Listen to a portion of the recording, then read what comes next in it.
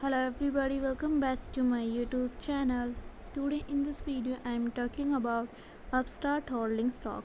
In this video we talk about stock pros and cons and technical analysis and latest news about it.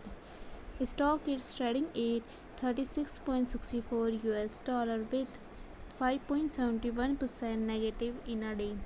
We can easily see stock was volatile for a day. The volume of stock was recently not high, so the fundamental stock is much not better for today. Before buying and selling the stock, please consult the financial advisor. Today's video is done. Thanks for watching. Please subscribe my YouTube channel and like the video and also comment all related queries.